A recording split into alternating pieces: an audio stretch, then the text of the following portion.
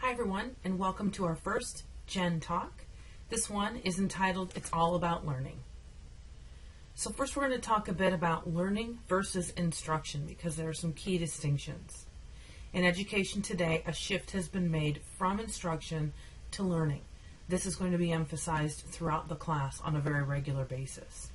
Good teachers do not transfer knowledge by providing instruction, they facilitate learning. Why? How effective is the sage on the stage, if you think about it? How many lectures could you skip when you were a kid in college, or maybe still?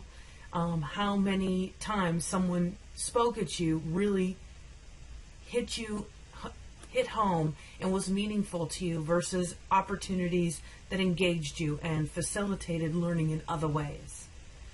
Providing information through oral presentations may be effective. I'm certainly hoping that these JenTalks will be a bit effective, but speaking at people is not teaching for learning. So there's a shift in responsibility in learning to the teacher.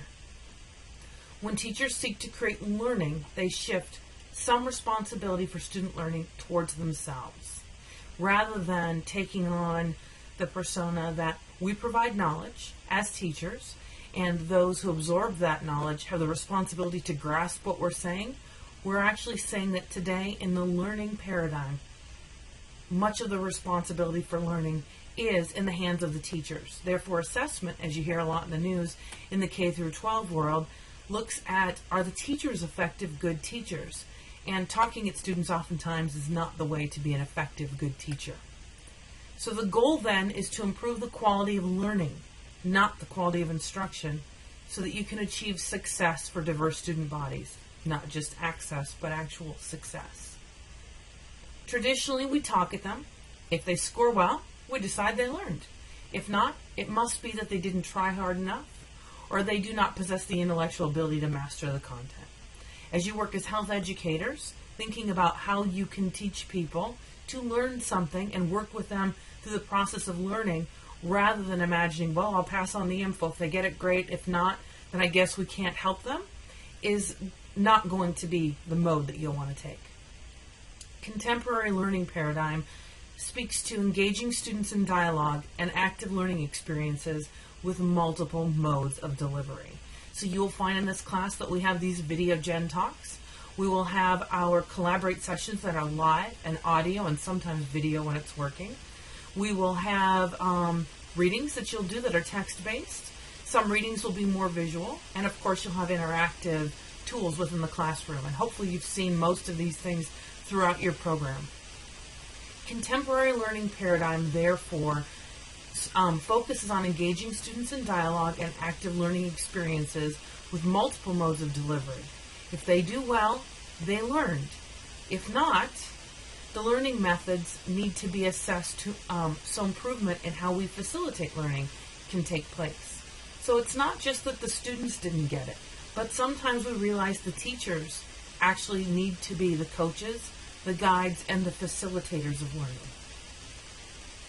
Curriculum and learning.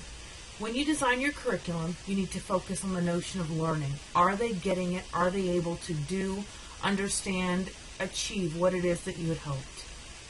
Instruction can be part of the equation, but not the focus or the end result. So what is curriculum? There are a lot of definitions for curriculum out there. Essentially, curriculum is what is taught to the target audience for learning. What's instruction? Instruction generally refers to the methods of teaching or how the curriculum is taught. This includes materials used, modes of delivery, etc. So materials like these videos and readings and other sources that might be used, as well as modes of delivery, online, face-to-face, in a lab, etc. Instruction generally applies in a linear, one-way approach to teaching. So what is learning?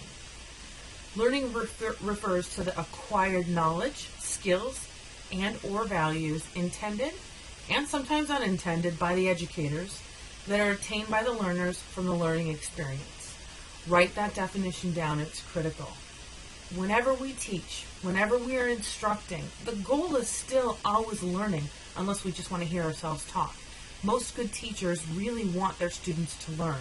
And if they focus on learning, they try other ways to make sure that people grasp what it is that they need to know. So it refers to that acquired knowledge, skills, and sometimes values that we intend, as well as some that we don't intend, that are attained by the learners. So let's talk about curriculum design.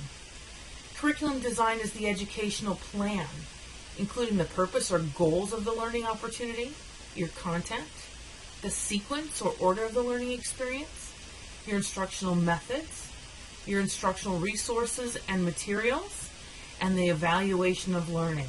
We will be discussing all of these key terms throughout this 8-week class. When curriculum is designed under the instructional paradigm, learning is presumed to be linear, and we just add to it. It's an additive process. On day 1, you teach A, B, and C. On day 2, you teach C, D, and E, etc. Knowledge can be controlled, and it's owned by the experts. If a teacher provides the correct information, knowledge will be transmitted to the learners. Again, this is all the instructional paradigm. Mistakes indicate flawed thinking and should be avoided. So when learners or students make mistakes, clearly they're not getting it. And when you take a test, the fewer mistakes you make, the better. Therefore, mistakes are to be avoided. Time is also the tool that measures knowledge. Did you spend enough time learning a skill, studying for an exam? Did you spend enough hours to equal 1, 2, 3, 4 credit courses? Curricula designed for learning is something different. When curriculum is designed under the learning paradigm, it's very learner-centered. The teacher is a facilitator or a guide or a coach. It's an iterative or back-and-forth process. There's dialogue versus a one-way lecture or just a sage on the stage. There are varied learning styles within the classroom, and those are nurtured. It's very success-oriented. Access alone is not enough. Learning only happens when people successfully acquire the skills and knowledge needed. It's competencies-based. Can you do or know what you need to? If so, you've learned. The application of the learning paradigm motivates learners because it takes them into account. It facilitates a dialogue between all of the learners and the teacher or teachers or facilitators. It engages students with different learning styles. It's focused on their success. Motivation drives, inspires, and compels us to act. It compels us to learn. When we focus on learning and the learner, we motivate people to want to learn. When the teacher is the focus, motivation may be extrinsic or coming from outside. When the learner is the focus, intrinsic motivation can be inspired. Creating effective learning experiences in health education. Traditionally, we start by creating content in a curriculum plan, then deliver it to our target audience based on the assumption that they want and or need what we've decided to teach. However, if we're learner-centered, we start with, what do you want your target audience to learn? What do they need to learn and why? Then we continue with exploring how we can facilitate learning with them, not at them. Do your research. Who are they? What do they value? How do they live? These things will help you understand the best ways to deliver material. Consider multiple methods of delivering content and material. Then we deliver it by creating a curriculum design and content. And after you have your goals, establish a real need, and know your participant learners. So we don't create that until we know who we're dealing with and why.